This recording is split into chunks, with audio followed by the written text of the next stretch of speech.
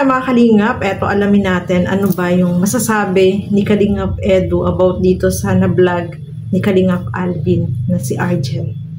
So eto, panoorin po natin ang video na ito. Alvin kay Argel. Hindi ko po alam guys, hindi ko po masyado napanood yung yung pag-vlog ni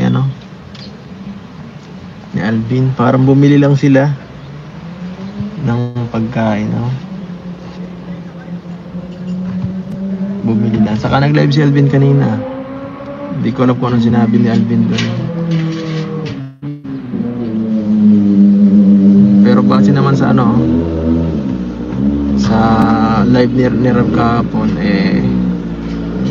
di ba umalis naman po si Argel sa Kalingap sa atin. So dapat hindi na siguro yun asikasuhin. I-vlog.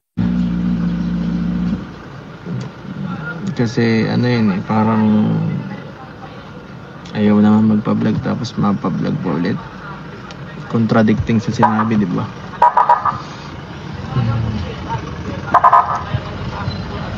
Pangit po yung yung gano'n na hindi mo maintindihan yung gusto ng isang tao. So madami na yata po siyang nasabi dati para bumalik pa, kaya mahirap nang tanggapin pa ulit, Si Kuya Bal din po magdi-decide, hindi lang naman tayo. Kasi siya ang founder. Tsaka may mga nasabi rin talaga siya na hindi na maganda. Kaya hindi mo na mababawi yun. Ginabahan ako yan. Ang happy naman si Patrick, na pati si Argel dun sa kanyang sa pag-iisa niya, di ba? Kaya lang natin siya mag-solo. At sa tingin ko mas magiging siya dun, komportable.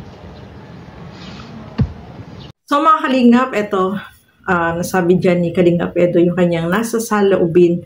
At eto, ano naman kaya yung masasabi ni Kalingap Alvin? Eto, panoorin po natin ang video na ito.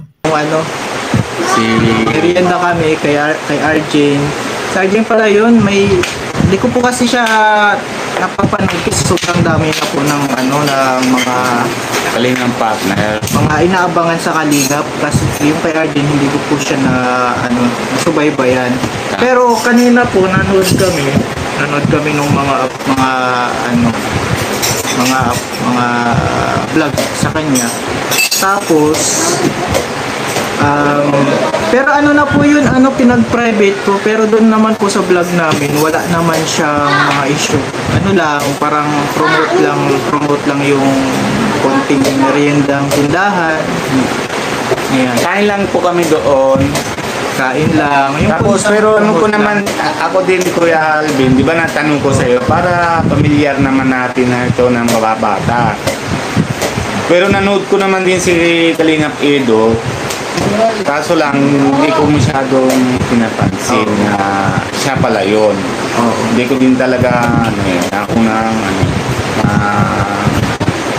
bagang nakita. Hindi ko natandaan. Kasi dami naman din na angels Kaya, sanabi ko na sa'yo, para makita ko yung bata. Pero pag sanabi niya, si popular siya, tanong ko siya, di ba, na pinsan siya ng kay Carla. Di ba? Pinsan pala talaga siya kay Carla.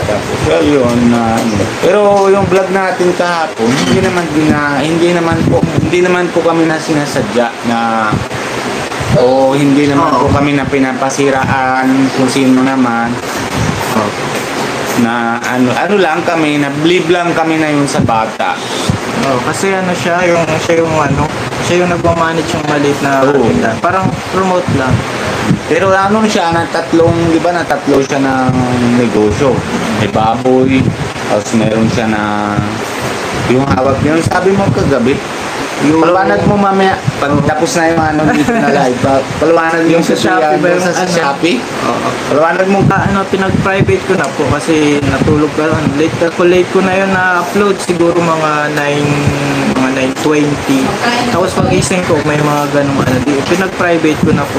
Pinag-private ko na siya, and then mga Kalingap na parang masakit kasi talaga kasi yung napanood ko kanina yung mga ano niya, yung mga masakit yun sa bilang kalingap na sabihin na parang nakawala ba sa hawla, parang gano'n na hindi exact word. Tama.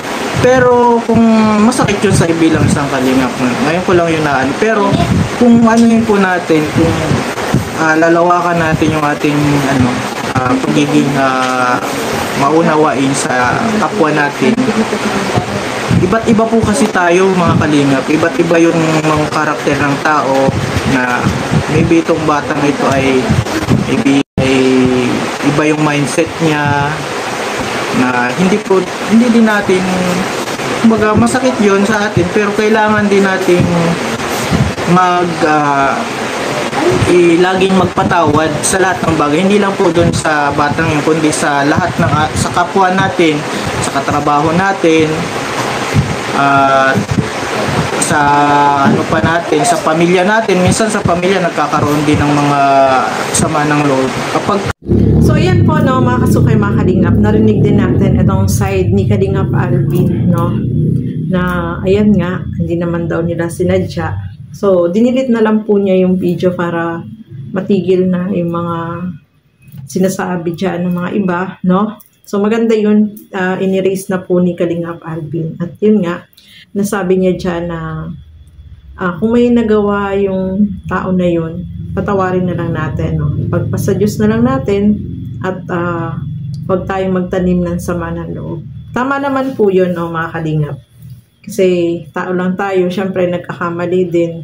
So, at yung ano naman yun is nagsusumikap naman siya na, no, mga kalingap, para matigil na po yung lahat. So, na lang tayo, maging positibo na lang tayo.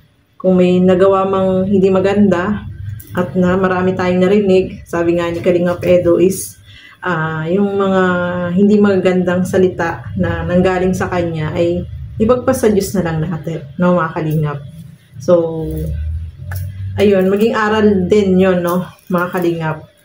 At ayan, nakita naman natin na nagsusumikap si Arjen, no, sana yung kanyang mga paninda ay mas maraming bumili, no? Siya yung umasenso doon sa kanyang ginagawang negosyo. Hindi naman tayo nagtatanim ng sama ng loob or galit kahit kanino man.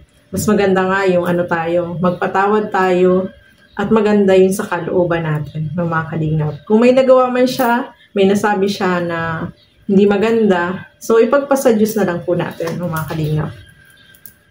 Tao lang tayo na minsan talaga nasasaktan din tayo.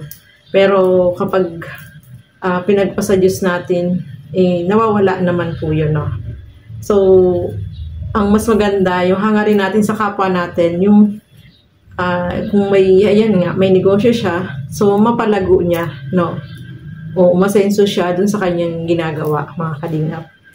So, marami nga yung hindi magagandang salita, pero tapos na po yun, mga kalingap, at huwag na nating pahabain pa, no?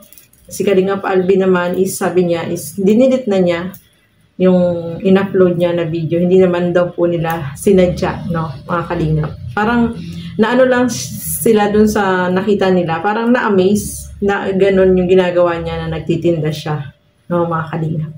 So, ayan po, no, maraming salamat po sa inyong walang sawang panonood at pagsuporta dito sa aking mga ginagawang reaction video. Hanggang dito na lamang po muna.